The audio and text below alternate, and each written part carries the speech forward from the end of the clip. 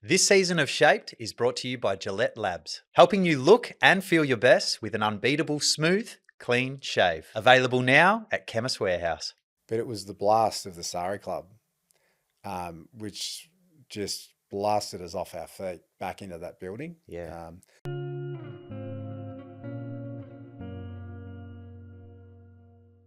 Jason McCartney, thank you so much for joining us on Shaped. Now, I know that your life's been full of different kinds of adventures, some challenging, some really enjoyable and exciting. So I'm looking forward to getting a little bit deeper and the moments in time that have kind of shaped who you are to this day. But I want to start with how many jokes you've had about where you grew up. Trent, good to be with you. Yeah, fair few. Grew up in Nil in country Victoria, so halfway between. You were meant to answer. Yeah, Melbourne Nil. and Adelaide. So the Nil jokes. jokes are, when people first hear, it is, what is the population? Is it nil? So no, there's 2,300 or so it says on the signpost. So Yes. yeah, it was a great place to grow up though. What was life like growing up, country town? Yep. I mean, the thing that I think footy clubs are a bit like a country town. It's very much community focused. You kind of weekends are spent at the footy or netball clubs. Yep. You had two brothers. That's right. Mum and dad. Yep. Yeah, it was great. So country Victoria, winter was AFL and summer was pretty much cricket, midweek basketball, bit of tennis. So you just grow up around the footy club. Dad had played a lot. It's quite ironic, the stories he would tell me about these teams that were all around the district. The farming districts had football teams. So when I was sort of 13, 14, 15, they didn't have football teams. There's probably only one or two outside of the town of Nil. But they had cricket teams and I'd play against them in cricket. Now I find myself telling my boys these stories because they don't even have cricket sides now. So, yeah, so we grew up, I remember Dad playing a little bit, but then, just weekends from a very early age was at the local footy ground, midweek, Tuesday, Thursday. I'd hang around at a very early age, even when the seniors were training and we'd have junior training on a Wednesday. But in the country too, there's no, it was under 13s. There's no entry point before that. So you play under 13s at a very young age and it went to under 14. So, but it was just, you wouldn't want it any other way. You grow up around a footy club and by the age of 14, I was lucky enough to be playing some senior footy as well. What's that like? Like, I picture myself as a 14-year-old. I don't think I grew till I was 14. So you might have had height on your side, did. But I mean, you're playing against farmers. Yep. Pretty tough. Tough. Yeah. Good conditions upbringing. Would have been pretty cold. Yeah. Well, I just loved AFL.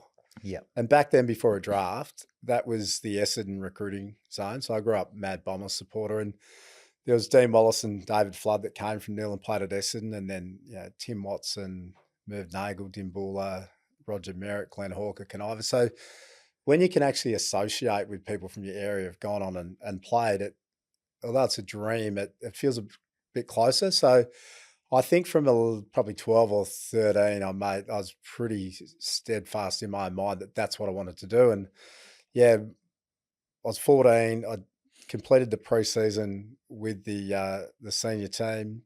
And it was more about, I was desperate to make the Wimmera Schoolboys that year. And then hopefully after that, who knows, and which was the Vic Schoolboys. But I ended up, I think it was round 2. I got selected to play. And it was a really, it was amazing. But I remember playing Japarrett, which is about 30 minutes from Nil over near Lake Hindmarsh.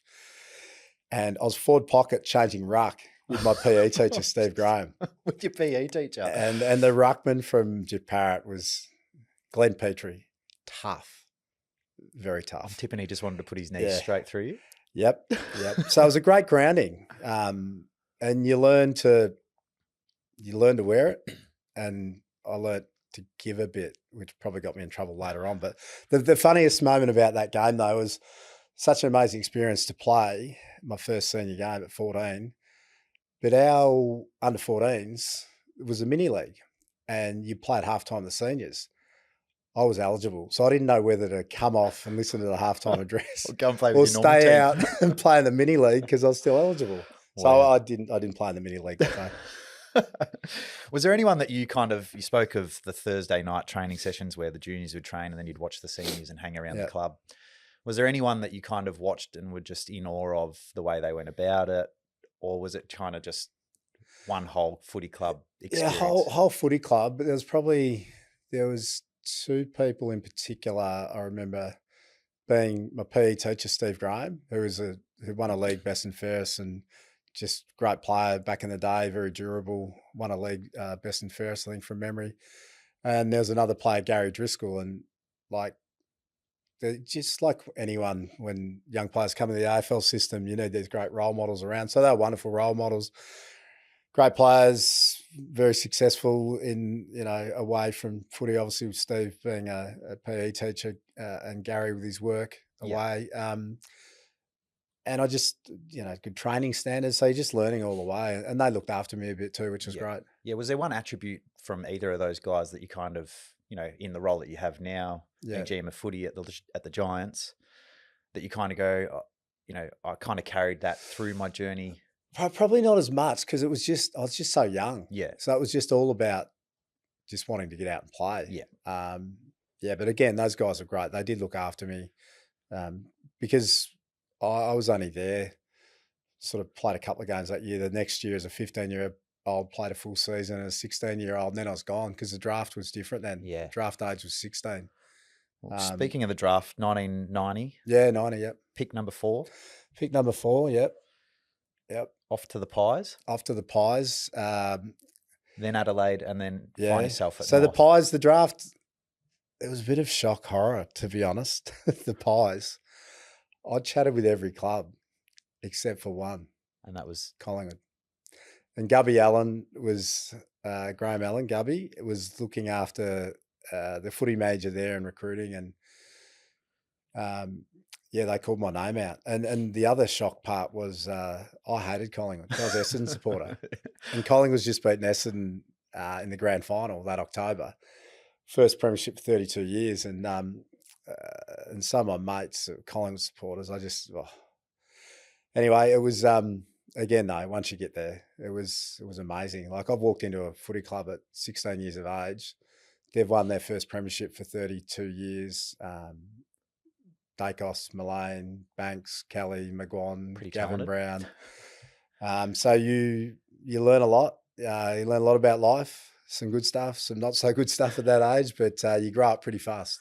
What was the most telling lesson in those early formative years that helped you as you progressed through? Yeah. It was probably a bit of a tug of war. And I think of two guys in particular that I attached myself to, and they're polar opposite. Gavin Brown. Yep. Amazing courage, training, work ethic, discipline. And then the other side, I got along really well with Mick McGuan, who was this amazing football brain, super talented. But I don't think Mick would mind me saying, a little bit wayward and loose at times, which could be back then, away from the footy field. That was pretty normal. And I remember my coach at the time, Lee Matthews, talking to me about this. And it's like, you need to work out which way you want to go here. Because you've got two outstanding role models. They're very different. Yeah. Where do you want to go with it? So, but again, you're a young kid at the stage though, and you have that conversation with Lee Matthews. Who So I was probably a couple of years in. Like I had there 4 years. But again, you look back now, and all we're trying to do with kids that come in the system is fast track them as quickly as possible. But you also acknowledge and understand. You just got to reflect on, hey, what was I like at that age? Yeah, and then you kind of back off a bit, because it took me 7 years and 2 clubs before I finally probably found the mark of what was required. Yeah. During the 90s, a lot of footballers had other jobs. Was that something that was encouraged or part of what you needed to do? Yeah, well, the Players Association was nowhere near as prominent as it is now. And so I drafted at 16, like I said. I'd completed year 11, but all I wanted to do was I wanted to play footy. So I didn't want to come to Melbourne and complete year 12. I just wanted to jump into it. Now, there would be players that would get, draftees come in and they'd get jobs in factories and this and that. I was working at Victoria Park, part of ground staff as a curator. And it's funny because last weekend our VFL side played there and the ground was in great nick. So I was able to have a chat with some of the young guys. That didn't happen in my day when I was curator, and they're thinking, What, you work there? I was working there. Again, as a 16-year-old driving the tractor around the streets of Collingwood without a license. How times have So, changed. but that was the thing though. You'd work, 7:30 till 4:30, 5 o'clock, and then you'd go and train 5 till probably 8 and get home at 9 and Do go it all again. again the next day. Yeah. You spoke about it took kind of 7 years to find who you truly wanted to be as a footballer and so forth. It's at North Melbourne, playing consistent footy. Then what you've said is one of the darkest moments in your career is missing out on the 1999 grand final through suspension. Yep. What's that? I mean, I was close in 2017. Yes. Yeah, I was there that prelim. I feel for like when anyone is, and there's been a few that have been in that situation, whether being looked at or I think one of the Cloak boys at one stage missed as well with suspension. I feel terrible for him because I lived it. Ironically, probably when I look back now, the one that hurts the most is the year before when I played and we lost. Yeah. Because we were the best side by a mile that year, and Adelaide were just too good in the second half in the 98 grand final, and we got overrun. And then, 99's about making amends and, hoping you can get back there and right some wrongs. And I played every game that year, which probably eats away even a bit more. And then, late in the last quarter too, the game was won and clumsy attempt to spoil. Clark Keating got him across the nose. Got 4 weeks.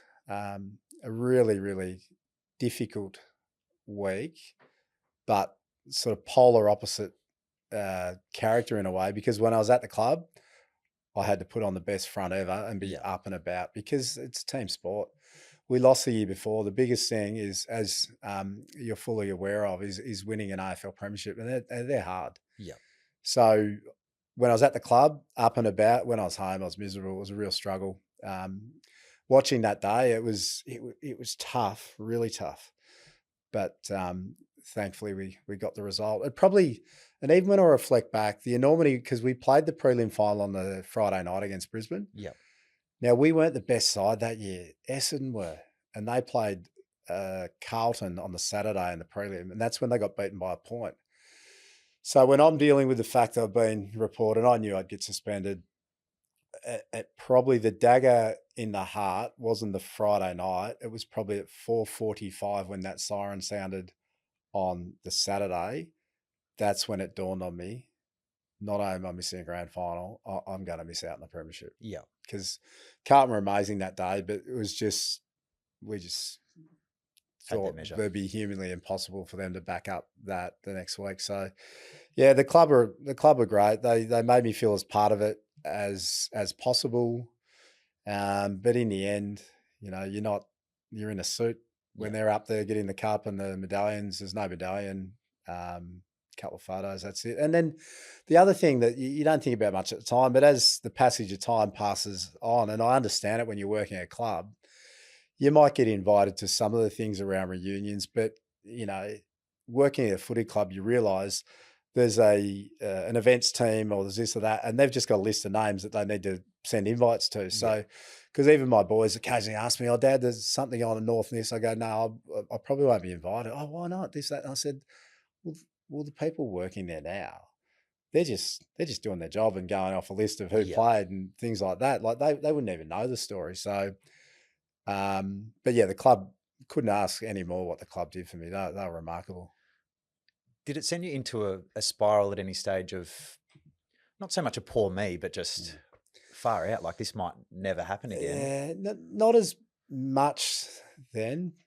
Probably more reflective a bit later on after other things happened in my life. But at times you do start to think, because remember I was at Adelaide 97 when they won their first flag. I played the first 6 games that year. So I was didn't get back in the side. So 97, 98 and 99, I'm involved in teams that are in the grand final, and I played once and we lost. Yeah. So it's happening all around you, but not quite for me. And then the 2002 season. Yep. I mean, a bit's happened at North across those years with the Duck. Yeah. There was plenty going on that year. Your role becomes key forward, Yeah, well, filling a pretty big hole as well. the irony of all that is probably when you talked earlier about, when I got to North, finding myself, but it was a lot about too, when I got drafted, a lot of hype, number 4 pick, seems a bit of a saviour. And although I played back, I predominantly was a forward, but I knew it very early on. It worked out that being a back at AFL level was going to be my spot. So even when I left Collingwood and went to Adelaide, all of a sudden the focus is on you there too, because it was a one-team town when I went there. Yeah. And played some okay footy in patches. But then when I got to North, it was all, the great thing about being at North was this team full of stars. I'd been written off. So everyone, in terms of media, which is nowhere near the level of coverage we get now, but I'd probably been written off, so I could just get to work. Yeah. And Dennis, my coach, Dennis Pagan, was amazing. He targeted me. He had a spot for me. He guaranteed he'd give me a crack at it. If I could nail the preseason, he would give me a crack at it, and he would give me a period of time, wouldn't move me, let me settle. And that was, it was amazing because I'd lost a lot of belief. Yeah. And he helped me rebuild my belief and confidence. So you go through that period at North as nailing the centre-half back position, part of a really formidable backline and team. And then obviously when Wayne, the Duck, finishes up early in 2002 and you then go back forward, I was on a hiding to nothing, really. I could do it at a pinch at times, in-game maybe, but it was never going to be sustainable because tough position. I just wasn't good enough to play that role. Yeah. No disrespect to the backman out there, but backline's a bit easier. Can see the ball coming. It's a bit easier to read. Yeah, exactly. Talk about giving or confidence. Yeah. Because it's a funny word. People talk about it a lot in Dennis sport. used to talk about taking us down to Puckle Street in Essendon, the confidence shop, quite regularly. Is that right? Get a few pats on the back and so forth. Yeah. Now in your role, and you see someone who's out of form or struggling to find form, these experiences that you've experienced yourself as a player, and knowing, sometimes you just need someone to back you in and give you the time that's required to put the work in and just feel comfortable in a role. Yeah. Has it helped you in guiding other coaches, assistants, in nurturing those kind of players? Yeah, absolutely it has. And when I think of the players, I do in my role try and I'll never tread on the toes of the coaches. I'm really conscious of that because I know I've got a good feel. I've been in the game 36 years, but I also know, like with coaches, that they're analysing that vision and data and behind goal vision and this and that, where I'm not doing that because if I was doing that, I may as well coach. And I don't want to do that. But I just feel like I know when to, that time when you can just grab someone, let's go and have a coffee or come in the office. And it takes me back to my North days and the footy manager at the time, Jeff Walsh. So when I was going to miss the grand final, just the little things. That Friday afternoon, he called me, he said, "You at home?" I said, "Yeah."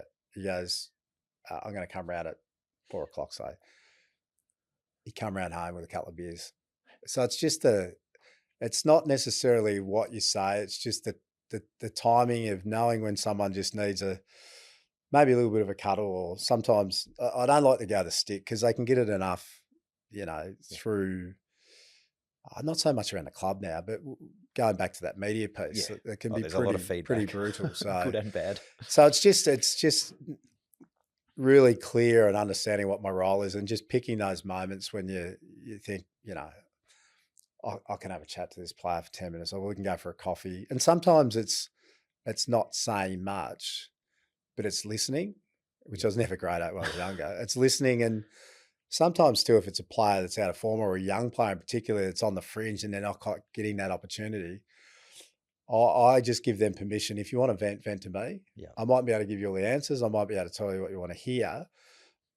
But sometimes they need to just vent so they can then move forward and get back at the job at hand of just, if they're not on the side, it's just training well, consistently playing well at VFL. And when your opportunity comes, it's about building a career. It's not a medal for the first player that, gets their first game from the draftees. It's about trying to put the foundations in place to build a 12, 14-year career. Yeah.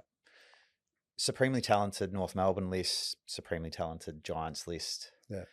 You go through the challenges of captain, fallouts of players. What did it teach you about culture and relationships through Yep. that period that now, or even back then, helped you in forging a way forward in the next part of your career? Well, that connection piece Yep. is something everything's craving. North Melbourne had that in spades. Yep. From before there was leading teams or anything else, we organically had it. So I don't know when I got there whether it was that there's a large number of those boys that had come through the under-19 system and Dennis had coached and they'd had success then, but we were an incredibly close-knit group. And I know some of the Essendon boys, that rivalry, North and Essendon, and obviously everyone used to live around the same area in Moonee Ponds, but, you know, Matthew Lloyd or a James Hird would openly speak about that's what they wanted to aspire to be, and they obviously were in that period in the early 2000s, but they would see us at lunch at Dom Camillo in around the market there in North Melbourne, and there'd be only two of them and there'd be 12 or 14 of us, and they'd leave. They were embarrassed. So we did a lot together. It was a different era. Obviously we trained incredibly hard. Dennis was a tough taskmaster, but we look back now and I think there'd be 95 or nearly 100% of us would say that he had just a huge impact on our lives. But we also had the luxury of, we had a lot of fun off field together as well. Fostering connection, I mean, it sounds easy, and particularly with a group of blokes or women, whatever it is, you know, we're all got similar interests. Yeah. But you must see now with the range of personalities that come in and play footy. Yeah. I assume up in Sydney, people probably live further away than what they did back in your day. Yeah. Back in your day, that sounds terrible. That's all right. You sound like my dad, my late father. How do you foster it nowadays? Yeah. Well, it's different. we again, in some ways, I see a lot of similarities at the Giants to what I experienced at North Melbourne, because men's and women's, there's not too many people on our list that are actually from Sydney. So if I go at the moment in the men's program, there's only 2 players that are from Sydney. So the rest are, you know, if they're via the academy, they're generally regional or ACT, and the rest are interstate. So all the players have moved. So the club is their family, and it's not too dissimilar to our staff as well. Like, there are some of our staff in roles that are from Sydney, but if we look at our coaching ranks, everyone's moved. So a lot of the positions in the football department have required people like myself to move. So that connection piece, the football club, staff and players, that's the family away from your own family. So whilst there's a number of challenges where we are and doing what we're doing, like anything, there's some great advantages too, and that's one of them. Touching on connection, and I'm sure that this is something that you relied on heavily when the tragedy of 2002 happens. So I want to make sure I get this right. There was 202 people killed in the Bali bombings. 88 were Aussies. And 209 more were injured or thereabouts. There's probably unreported injuries as well. Done some very good research, Trent. People often, I want to get into, if you're okay with talking about it, the actual experience of when it actually happens and so forth. But in sport and in life, the little things matter. A clean shave with Gillette sets the tone to be the best. Sharp, focused, and ready for whatever's ahead. The new and improved Gillette Labs razor feature the best blades yet. It leaves me with an incredibly smooth shave. Trying to describe it for my audio listeners just doesn't do it justice. Pick one up from your nearest Chemist Warehouse and try it today. They say when faced with near mortality in your life, or mortality, that life will never be the same again. Is that the case for you? It's a really good question. It certainly was a life-changing experience. There's no doubt about it. And unfortunately, the passage of time, it never goes away. It's just the ability to take back control of the situation and what happened.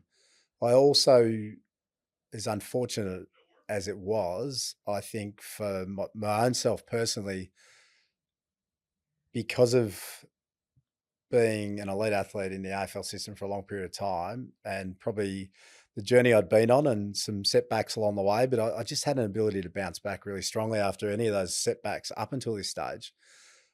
I look back now and I know that I was in a really good position to handle it. Yeah. If you had to go through that. So yeah, I think more than anything, it probably, it, it's probably demonstrated a number of strengths that I probably knew I already had to a level. It exposed it to a lot more people Yeah. because it was so public. Like my teammates or family and people close to me and teammates were fully aware of some, maybe not all, but then this was just such a public event Yeah. where it was pretty much my whole recovery was on display for all to see. What was one of those strengths that not differed you, but allowed you to? Mindset. Yeah. Yeah. Resilience. I think I get asked a lot, how do you build resilience?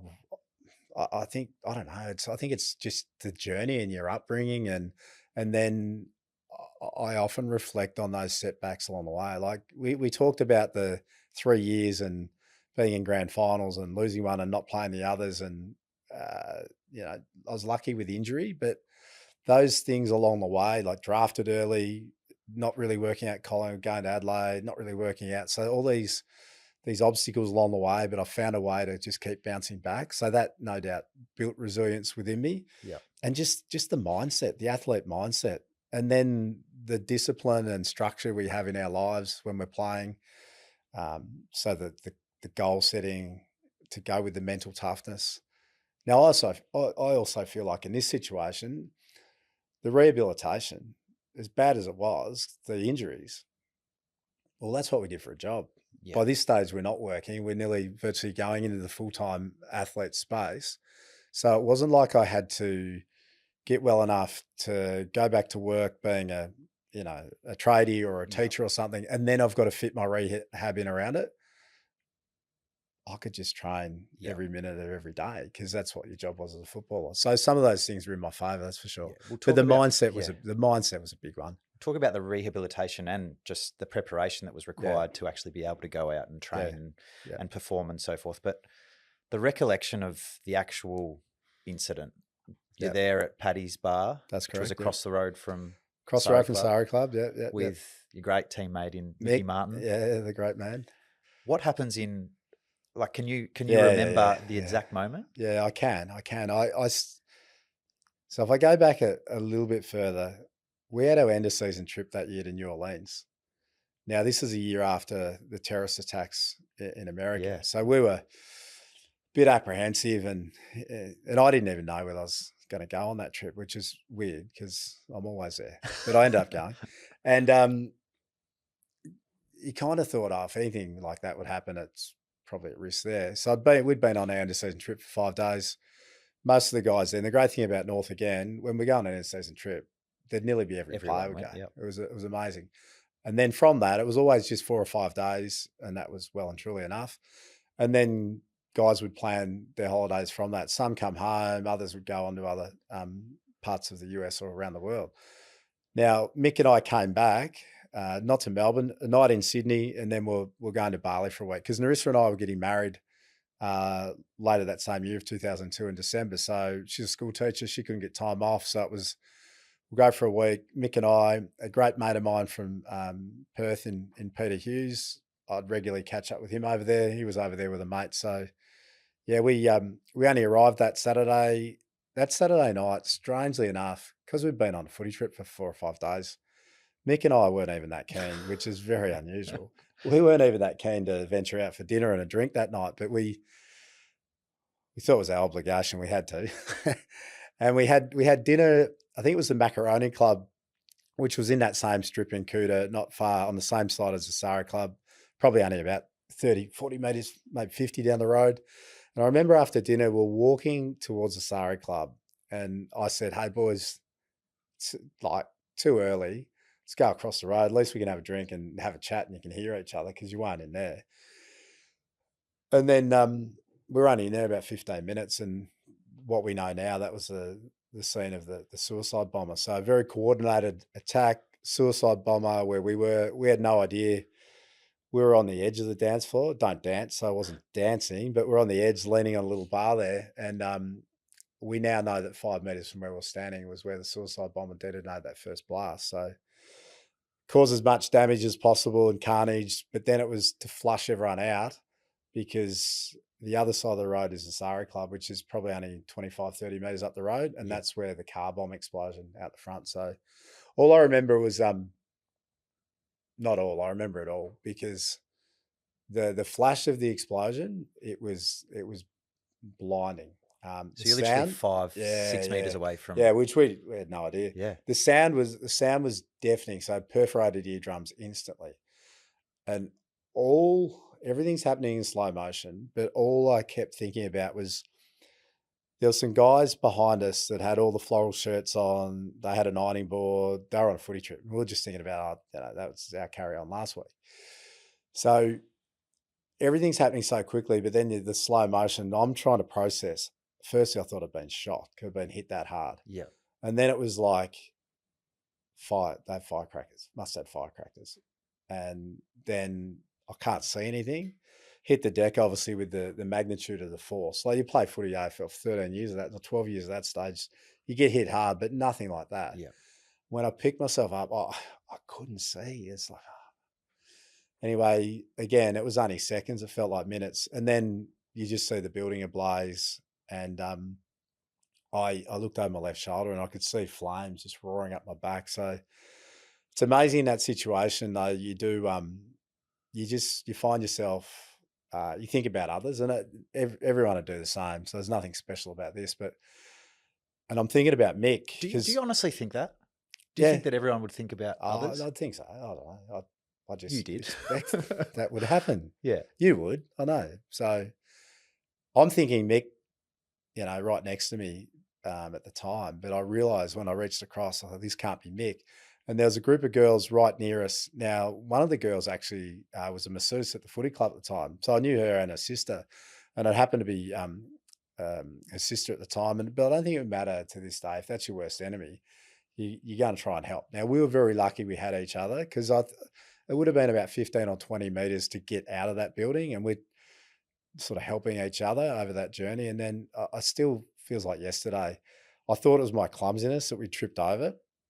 But that wasn't my clumsiness on this occasion. It was, we couldn't see that well. We now understand we're tripping over other people in our desperation to get out. But it was the blast of the Sari Club, which just blasted us off our feet back into that building. Yeah. So when I did make it out the front, I was alone and I was just petrified because I'm thinking of straight away Mick, Peter, and Peter's mate Gary, who I'd just met like 2 hours earlier. Yeah.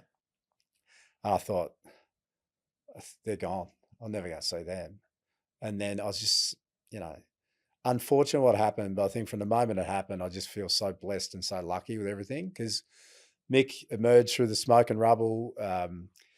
He had some minor burn injuries, nothing to the level of mine. Like my hands were a mess. I knew I was a mess. And he sort of dragged me up the road. I had a hole blown in because the shrapnel too, because of the makeup of the bomb, what was in it.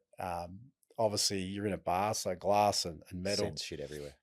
So I had a decent hole blown in my calf, and he sort of dragged me up the road. And Mick, trying to get transport, and the best he could do in the end, which was funny now when you think back, but it was a masterstroke. He just threw me on the back of a little moped with a Balinese motorcyclist, and he just jumped on one behind, and he said, "Just take him to the Hard Rock Hotel." And most people think when I tell this story, why aren't you going to a hospital? I'd been to Bali. This is about the 10th time I'd been there. I did not know where one hospital was, could never needed one. Mick, the same, but we did know that back at the hotel, there'd be a doctor on duty. Yep. So sort of got back there to the Hard Rock and caused some pretty chaotic scenes when the centre stage there was a band on. They saw Mick sort of carrying me in. And they wouldn't have known really then the magnitude. They would have heard the sounds, but not really knowing what was going on. And then, doctor on duty assessed pretty quickly, and they loaded us in the back of what they called an ambulance. Wasn't that flash, but did the job. And with a tray. Off we went. Mick was fantastic. He sat perched up in the front. I was in the back sliding around. They didn't strap me in, and found out later on I had burns to 50% of my body. That was a bit uncomfortable, that trip, but yeah. We're very lucky because we got to the hospital. It was a local hospital, but I now, we got there we got there quickly. So I don't know what I would have done, to be honest, if, it wasn't for Mick, because I've now heard the stories about people that struggled for hours before they got any medical attention. So we got there pretty quickly, and then it was pretty chaotic from there on. Is it a case of if you don't get that medical attention as quickly as you did, Yeah. like maybe life Yeah, looks yeah, it different? would be. Well, the burns, it's a lot about Because it continues yeah, burning. especially with the deepness of some of the degree of burns I had. Yeah. But then the other issue, which I've become a lot more aware of now, is the infection component. Yeah. And yeah, that hospital, they did an amazing job there. But you got to think, this is, what are we now? Coming up to 23 years on. Beautiful place, but a developing country. And there are a lot of private hospitals there now. And there was a few at the time, we just didn't know. That's the local hospital. So they were amazing what they did. But the reality is, 23 years ago, that hospital, you probably wouldn't have been keen on your pet going there. No. But they were remarkable what they were able to do for us. In those moments, could you feel the pain, or was it just a blur and survival? Shock sets in. Yeah, shock sets. Because I remember, again, being in this emergency ward, because we got there quickly, probably maybe 20 people. But Mick, he's standing over me. He kept saying to me, and my body's in and out of shock. He kept saying, "Hang in there, mate. Hang in there, buddy. There's others worse." And I realised, like, I could see a bit left and right, and it was a good thing for me that I was in such a bad way, because then you're not probably taking in the enormity of the situation. And I realise now why Mick was saying that, because I think of Mick and others a lot that in his situation where he had minor injuries, or just the volunteers that came to help over the ensuing couple of days at that hospital with makeshift morgues and things like that, because the trauma was obviously going to be there for me, but I wasn't exposed to as much because I was so badly injured. But for Mick and so many others, the stuff they saw. Those images. So the mental scars, I've got no doubt, for probably Mick and some others, cut deeper.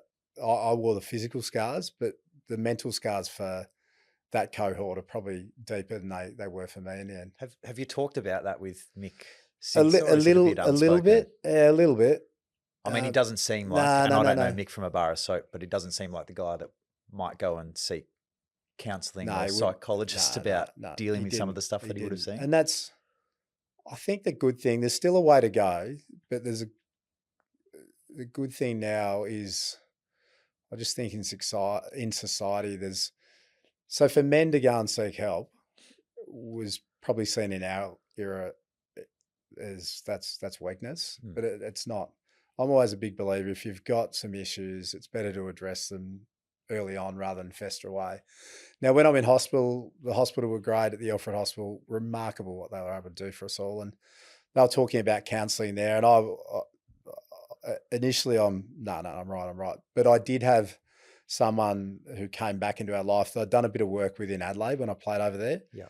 And he's a counsellor, and he was quite pivotal for probably Narissa early on, because she's living this nightmare firsthand.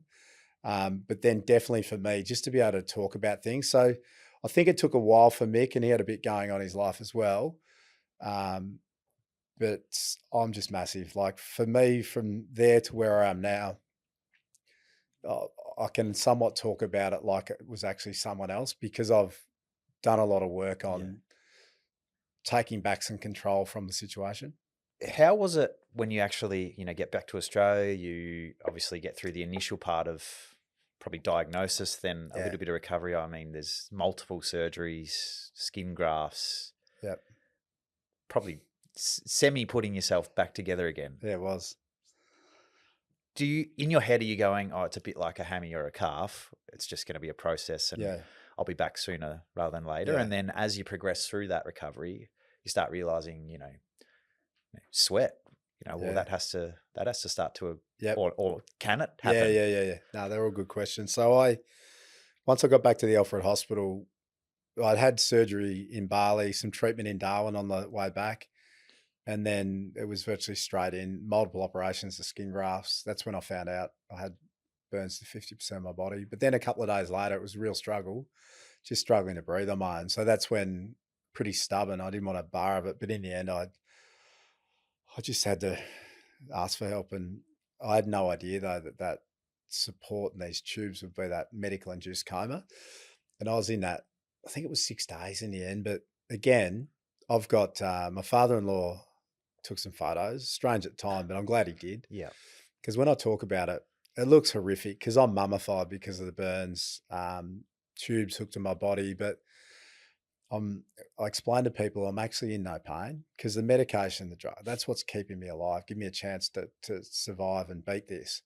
But for Narissa, her parents, my parents, family, brothers, like I can't even begin to imagine what it must have been like for them because the first couple of days it was uncertainty around survival, and then beyond that, yep, he looks like he's going to make it through. But then it's physically and mentally what am I going to be like? So that, yeah, after that 6 days, that must have been incredibly tough for Narissa and the family. But then it was pretty quickly. I'm in still in intensive care, and I think that's when those disciplines have been ingrained in me since I was 16, and you know, the goal setting, the mental toughness, resilience, and structure. I met my physio, and we just hit it off straight away. And I think they only generally come around once a day, but for whatever reason, she was happy to come back twice. And let's talk about structure. I got her to get me a whiteboard, and we were putting a bit of a schedule together. And all I could do at the time in my rehab was one of those stress balls because there's a lot of my fingers and hands nearly melted away at one stage. Yeah. So just trying to build some strength. So, but getting a bit of structure. I remember the doctors talking about you'll be in hospital for sort of 8, 10, 12 weeks, maybe at worst. You'll need to postpone your wedding. And, AFL at that elite level, Don't even worry about it that's for not now. going to happen. That's Yeah. not going to happen. So when I hear this, I'm going, not great, but it's like straight away, I'm just like, I knew nothing about burn injuries, but I just knew the one thing I knew I needed just all positive energy if I was going to make a fist of this recovery. So I've gone, okay, the doctors are amazing. But I'm 20, I was 29 at the time, 29. I'm an elite athlete. Surely my level of fitness has got to help me with this. My age, my level of fitness, and I just go, no, I can still do this. I wasn't concerned about football at that stage. It was all about, I want to get out of here. And I was pretty ambitious. I want to get out in 4 weeks because I need to leave myself a bit of time to just rebuild some strength in that because there's no way I postpone this wedding. Yeah. So that was the targets. Look, I got out in, I think it was 3 weeks in the end. But everything I was able to do then, and the hospital were amazing again. Narissa would get me back every day. We were lucky. We were living in Albert Park at the time, so it wasn't too far, the Alfred Hospital, and we'd go back there and virtually spend 5 or 6 hours there every morning, just, building my body and learning to walk again, and the hand therapy and different things. And I look back now, and we didn't have to postpone the wedding, which was amazing, and it just set me on my path to then. I worked out pretty early on that I did want to play footy again. Yeah. I just didn't tell Narissa at that stage until after the wedding because I had to be focused on the wedding, Trent, you know, all that. It's a priority. Get the priorities right. But then it was all about getting back, and it was about continuing my career. Obviously, in the end, it only ended up being a one gamer. Things did change, but that was the target. And yeah, having that short-term focus of the wedding not being far away just really accelerated my whole recovery because I ended up back playing in March. Yeah. Do you think it was, it's effectively a short form goal setting? Yeah. Plus a little bit of manifestation because you're kind of visualizing where you want to be in 6 or 8 or 10 weeks time. Yeah. Are you a believer now of kind of having that positive kind of mindset and affirmation does help with progress? Yeah, absolutely. Absolutely it does. And it just gives you that the focus and the structure and you work towards. And obviously we know whether it's short, medium or long-term goals, some of them you want to be reaching for the stars. You're not always going to get there, but if you do fall short, it's still a very, very high level. And then it's the understanding of what's required then. So I had the wedding, and then quickly after that, it was thinking about, footy. But what do I need to do, hourly, daily that's going to give me the best chance to maybe achieve this. And I admit now, I look back, I was extremely optimistic. But again, it was. Do you think if you didn't have that, you wouldn't have made it back? Or two things: without the support of Narissa family and not only my football club but the football community, because I went back in a lot after that, and I was speaking with people and working with some people in there that didn't have much support. So you kind of wonder then whether would you have the will to really fight through this if you didn't have some pretty special people surrounding you that that really make you want to strive to push through this. So you got a long life ahead of you. So there's a few factors. Yeah. You touched on the return, but also your retirement game against the poor old Tigers. The Tigers copped a few games around that period of time that were had more meaning milestones than just a game bit more of footy. meaning. Yeah. I mean, I remember sitting on the couch watching it with my family, thinking just how amazing it was. And how old were you then? 13, I reckon. 13. Buddy, 13. Yeah, little 13-year-old. But it was an emotional game. It felt like the whole, not just football community, but the Australian community was behind you and getting back there and ticking off, that goal that you set when you were lying in bed. What was the experience like? And how emotional were you going into it? Yep. Did you know you were going to call it time? Yeah. Or was it just something that came to you during the game? All good questions. So my goals shifted through this rehab phase. So I just remember one night at our little apartment in Albert Park, I just said to Narissa, I can't keep doing it. She said, what do you mean? I said, I'm going to get back and play at AFL level, but I'm just not going to be able to continue on, because it was just the mental and the physical toll. I still was getting regular catch-ups at the hospital, and they're talking about all these burn injuries. You're still a couple of years off a full recovery. And so just the mental and physical toll, and probably the mental side was too, just the, like, I appreciate and understand our game is just such a massive game in Australia and obviously in the eastern states, and the focus on what had happened. And, you said earlier on, we unfortunately lost 202 lives, 88 Australians. So a lot of focus, and there was attention on me, not because of who I was. It was just because of what my job was. So I just realised that the goal had to change. So we spoke about it, didn't talk to anyone else about it. And then when I found out on the Monday leading into that game, which was a Friday night, that I'd be returning, I then talked to would have been Jeff Walsh. Tim Harrington was working with Jeff Walsh at the time, and Danny Laidley was my coach for that year. So we talked about that, and that was as tight as it was kept. Although a couple other people, Thursday Night Footy Show was big then, and I was doing an appearance there, and we were in there a bit earlier in Eddie's office having dinner, and he grabbed me and he mentioned about it, and he knew, and I was horrified. I thought, this is not meant to be this way. But Eddie was amazing. He didn't say a word to anyone. And obviously, footy was different then. No rotations. I spent the whole first quarter on the bench. I went down to full forward. I knew I'd play forward, even though I was a back. I just knew it'd be a role as a forward. And I had the gloves too, because the garments I had on my arms and my hands and my legs, I had to wear them for about 12 months to help with minimise the thickening of the scarring. Yeah.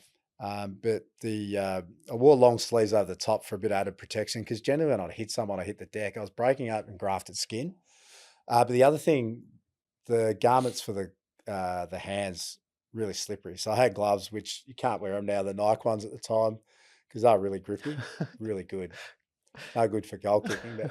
And I tried in the warm-up, I put some new ones on, and thankfully I went to my old ones, because I thought, if I do clunk a couple, I'm going to have trouble with my ball drop. So I went the old ones, thank goodness. And so I went to full forward, started the second quarter. Wonderful tactic from the Richmond cheer squad. They stood as one and applauded me. I didn't get a kick. I probably gave 2 free kicks away. I might have 1 kick. Third quarter was not too dissimilar. And at 3/4 time, going to the huddle, and I'm just thinking, I've got 1 quarter of footy left, and I'm a big chance to be back on the bench here. thankfully my name was still up there. And I just remember early in the last quarter, it was David King, wobbled one forward. I found myself in front. I think it was Andrew Callaway. Marked on the chest, went back, lined up.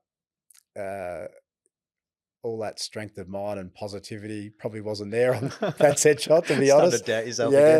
again. And hit it flush and it went through, and it was such a close game. And I was lucky very late in the game to get onto a ground ball and dribble one forward. And Lee Harding, my teammate, who was extremely quick, somewhat quicker running towards goal, and he swooped on one and kicked it, and we 2 or 3 points in the end. We held on by. It was quite remarkable. And then I'll never forget when the siren sounding, my teammates were amazing. Now, I forgot to mention, we had a leadership meeting that Friday after our team meeting, and I was part of the leadership group. And that's when I told those guys that win, lose or draw, and some of them were quite, what? You've done all this work, but they're the only ones that knew. So the elation shown towards me on the ground was quite amazing. But in amongst all that celebration and excitement, there was that overwhelming feeling of sadness, because it was just that moment of reality. We talked at the start, the little kid growing up at Neil, all he wanted to do is play AFL. It's over. So it's quite sobering. Then I was interviewed Tony Jones on ground. Eddie was pretty keen to get down there. Nine, my commentator, doing the commentary coverage.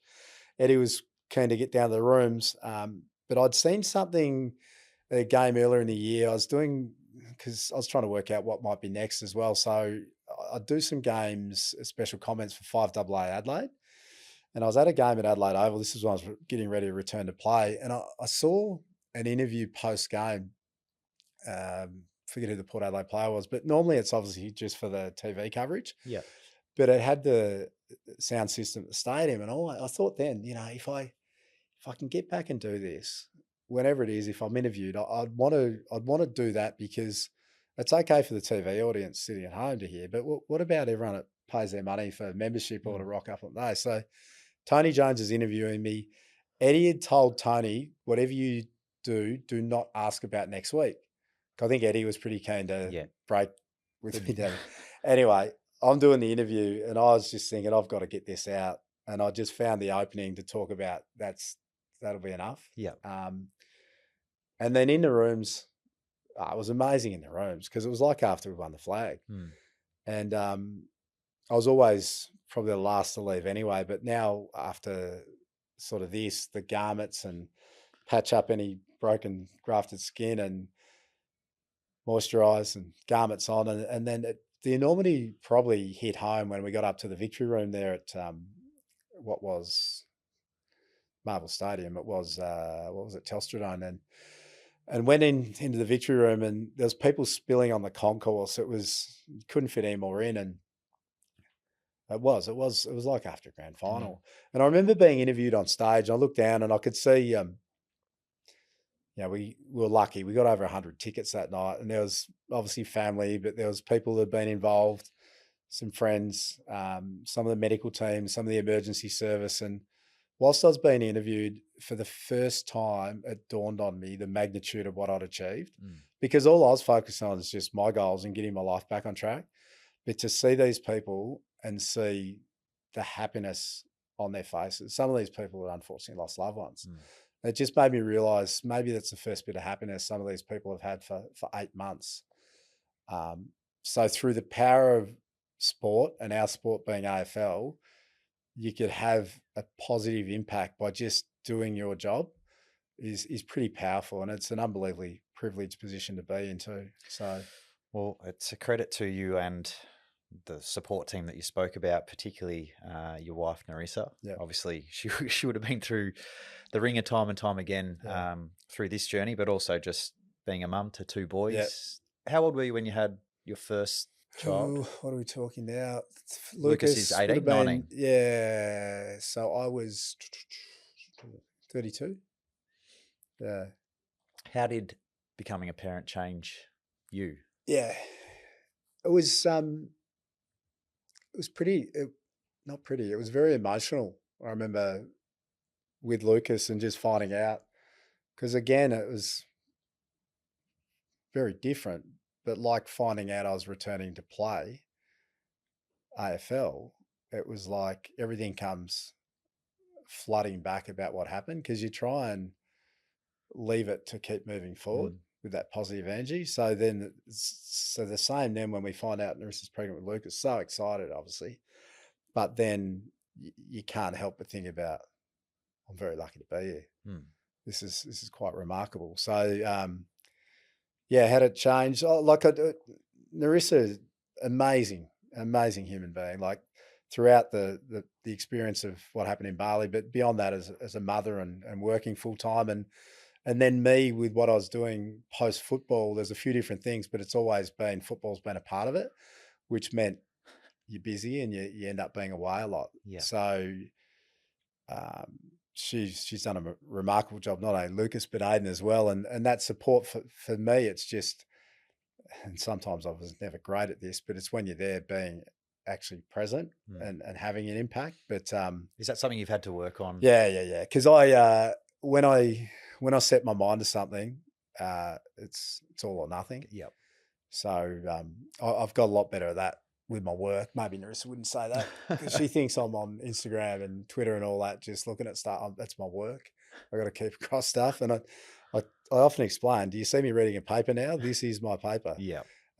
So I've had to work on that, because I've just got these philosophies that live with me through my upbringing. But then Dennis Pagan would reinforce with our guys. It's about, you just got to put the hard work in. Yeah.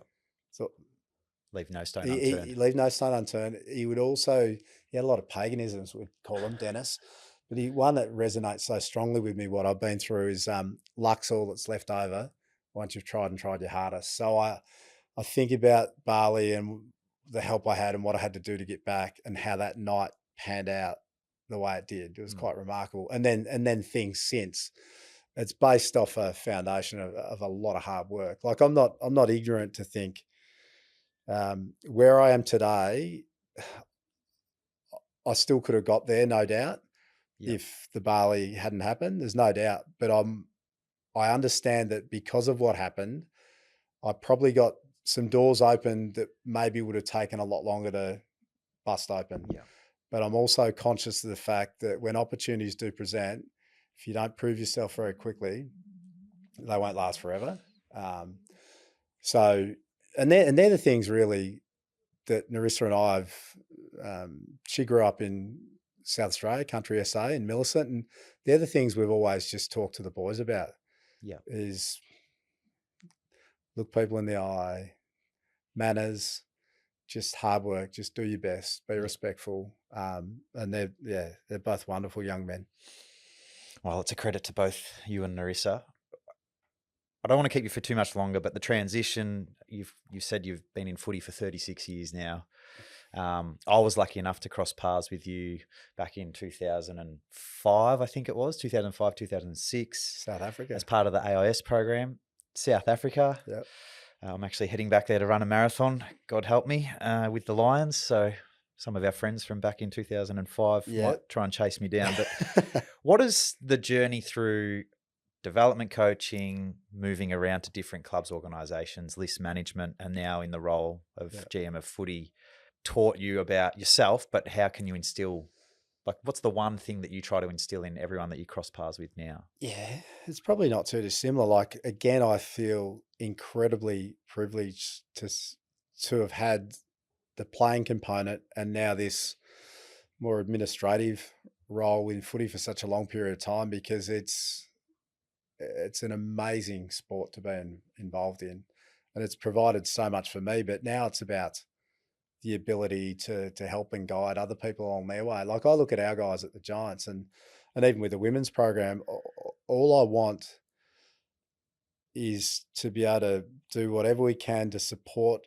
these players, both male and female, to get that opportunity to be part of a premiership team. Yeah.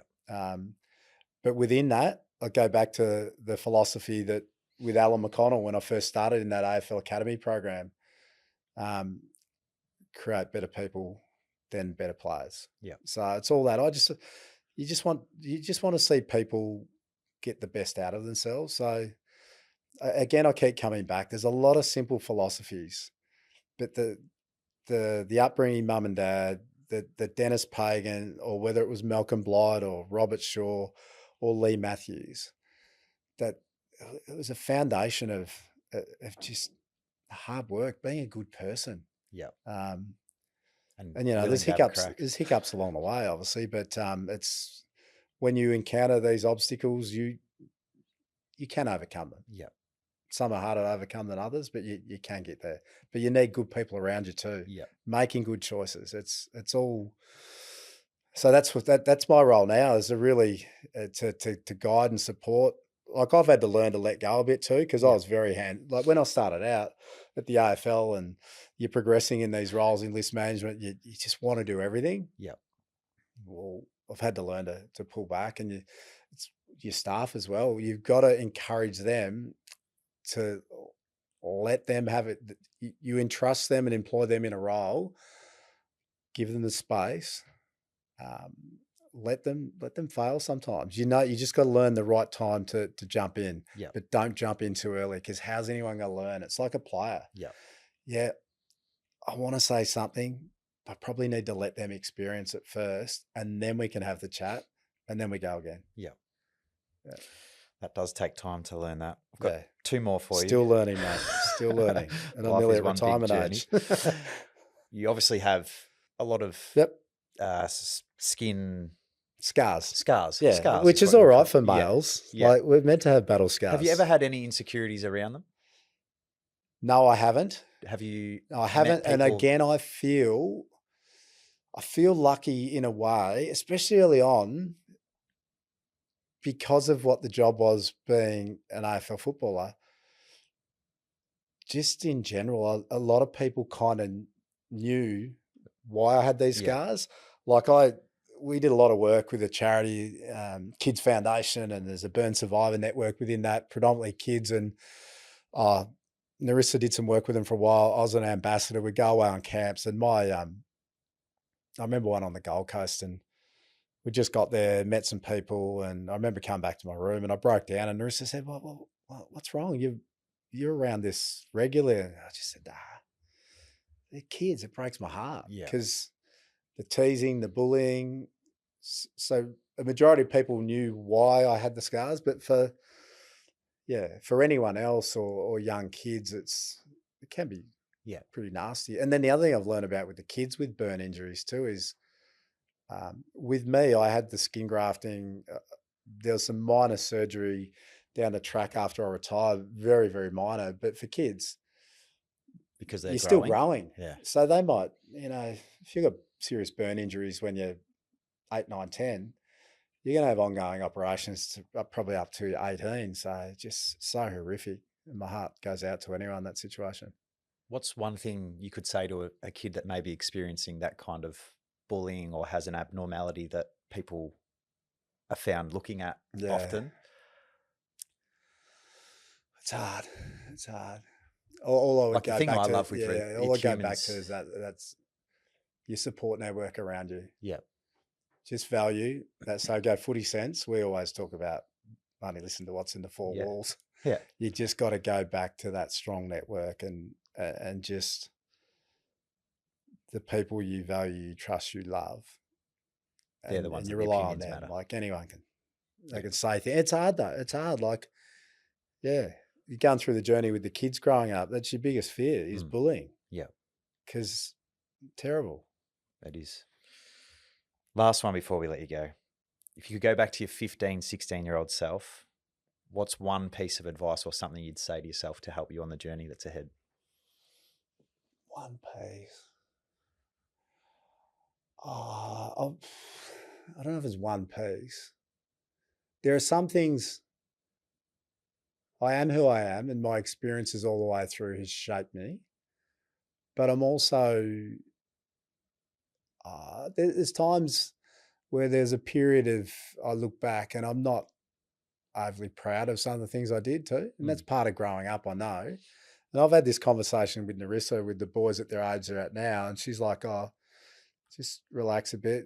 What were you like? And I've had to say to her, well, yeah, I know what it was like. And that there's a lot of good, but there was some stupid stuff too along the way at Yeah. times. So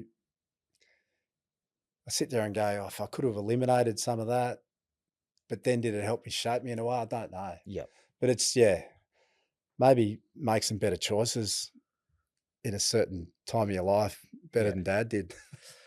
We had Kane Lambert on very early on in the Yeah. piece, and his conversation was very much similar. It's like, I wouldn't change anything that's Yeah. happened to me because it is Yeah. who I am now. Yeah, So that's right. it's not the point of the question, but No, I do appreciate that is very much like, if you're on the journey, and what I've heard from you is, in every situation you have a choice. Yeah. And to choose to have a positive outlook, to have perspective. You know, there is other people that are going through far worse than what any of us are, no matter what your situation. But you get to decide on how you act from that point. Yeah. And it doesn't mean it's going to be smooth sailing. There's going to be challenges along the way. And I think it's a credit to the way that you've shown that path for many. And in the role that you play now, I'm sure that they're very grateful to have someone like you around them. So thank you very much for joining us on Shaped. I'm sure our community will have an absolute ball listening to some of the incredible insights, but also hearing more of your stories. So thanks, Jace. Thank you. Really enjoyed the time to chat and reminisce about those days, and good luck in South Africa. Thank you. Appreciate that. I'd look forward to getting back there myself at some stage soon. Very good. Thanks, mate. Thank you.